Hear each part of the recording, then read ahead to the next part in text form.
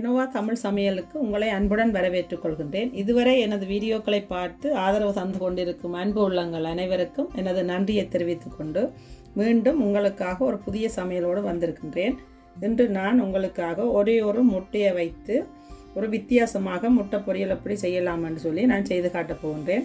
இதை நீங்களும் உங்களோட வீடுகளில் செய்து சாப்பிட்டு பாருங்க. இப்போ நான் இந்த முட்டை பொரியலை பார்த்தீங்கன்னு சொன்னால் இது மிகவும் இலகுவாக வீட்டில் இருக்கிற ஒரே ஒரு முட்டையை வைத்து நீங்கள் செய்யக்கூடிய ஒரு உணவு. நீங்கள் பாருங்கள் எப்படி இது நல்ல பஞ்சு போல் இருக்குன்னு சொல்லி வெட்டினா ஒரு கேக் போல் இருக்கும். இது மிகவும் சுவையான ஒரு வித்தியாசமான ஒரு முட்டை பொரியல் உங்களுக்காக செய்து காட்ட போகின்றேன். வாங்கோ இதற்கு தேவையான பொருட்கள் என்னன்னு சொல்லி பார்ப்போம். எப்படி செய்கிறதுன்றதையும் பார்ப்போம் வீடியோவில் போய். இப்போ இந்த வித்தியாசமான முட்டை பொரியல் ஒன்று செய்கிறதுக்கு தேவையான பொருட்கள் பார்ப்போம். ஒரே ஒரு முட்டை, இதில் வந்து ஒரு தேக்கரண்டி சீனி எடுத்து வச்சுருக்கிறேன். இங்கால தனியாக ஒரு தேக்கரண்டி சீனி, தேவையான அளவு உப்பு, கொஞ்சமாக எண்ணெய், இவ்வளவு தான் தேவையான பொருட்கள். இப்போ வாங்க எப்படி இந்த வித்தியாசமான இந்த முட்டை பொரியல் செய்கிறதுன்னு பார்ப்போம். இந்த முட்டையை எடுத்து மஞ்சள் கரை தனியாக வெள்ளைக்கரை தனியாக எடுத்து வச்சுருக்கிறேன். இதை முதல்ல இப்போ இந்த மஞ்சள் கருவை இதுக்குள்ளே போட்டு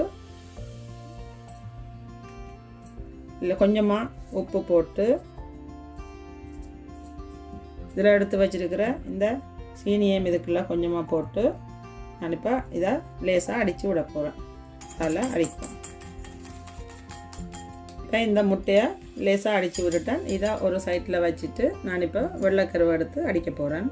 இப்போ இந்த எடுத்து வச்சுருக்கிற இந்த வெள்ளைக்கருவை இதுக்குள்ளே விட்டு இதை பீட்டரால் அடிக்க போகிறேன்.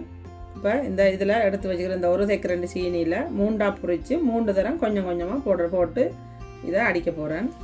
இப்போ இதை பீட்டரால் போட்டு அடிப்பேன்.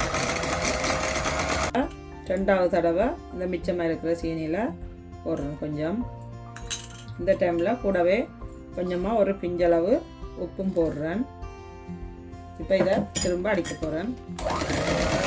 இதில் அடுத்த 3வது தரம் இதை போடுறேன். மிச்சமாக இருக்கிற இந்த ஒரு தேக்கரண்டி சீனியில் இந்த 3ஆக பொறிச்சு போட்டேன்னா இப்போ 3வது தரம் போடுறேன். இப்போ இதே ஒருக்கா திரும்ப நல்லா அடிப்போம்.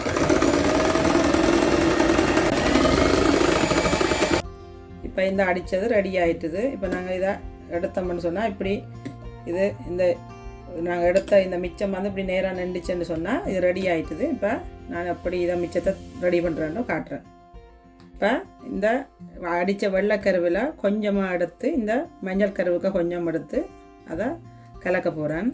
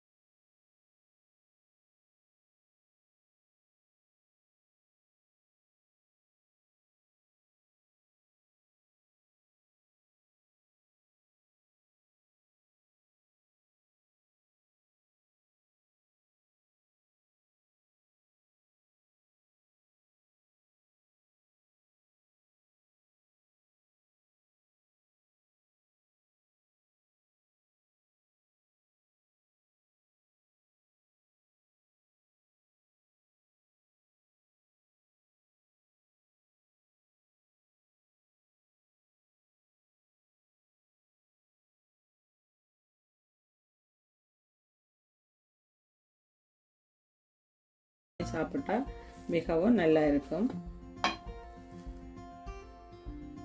இதோ ஒரே ஒரு முட்டையை வைத்து கேக்கு போல் சூப்பராக பஞ்சு போல் செய்த இந்த முட்டை ஓம்லெட் வந்து ரெடி ஆயிட்டுது.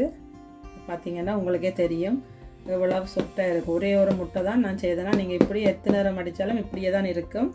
மிகவும் சுவையான ஒரு ஓம்லெட் ரெடியாக இருக்குது. இதை நீங்களும் உங்களோட வீடுகளில் செய்து சாப்பிட்டு பாருங்கோ.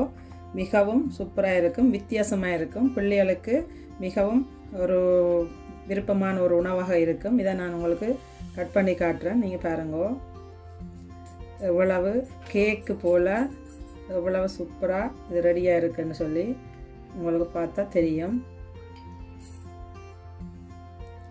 இப்படி எவ்வளவு பஞ்சு போல் கேக்கு மாதிரி ஒரு முட்டையை வைத்து இப்படி ரெடி பண்ணியிருக்கிறேன். நீங்களே பார்த்தா உங்களுக்கு தெரியும். இது மாதிரி ஒரே மாதிரி செய்து கொடுக்காம நீங்களும் இப்படி வித்தியாசமாக செய்து சாப்பிட கொடுங்க.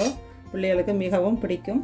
இதை வந்து நீங்கள் ஒரு இந்த டொமேட்டோ கிச்சப்போ அல்லது ஏதாவது சோஸை வச்சு பிள்ளைகளுக்கு சாப்பிட கொடுத்தா மிகவும் விரும்பி சாப்பிடுவார்கள்.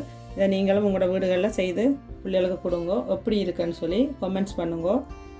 பிடிச்சிருந்தால் லைக் பண்ணுங்க. உங்களோட ஃப்ரெண்ட்ஸ் ஆக்களோட ஷேர் பண்ணுங்க. சப்ஸ்கிரைப் செய்யாத ஆக்கள் சப்ஸ்கிரைப் செய்து கொள்ளுங்க. மீண்டும் இன்னும் ஒரு புதிய சமையலுடன் சந்திக்கும் வரை நான் உங்களுக்கு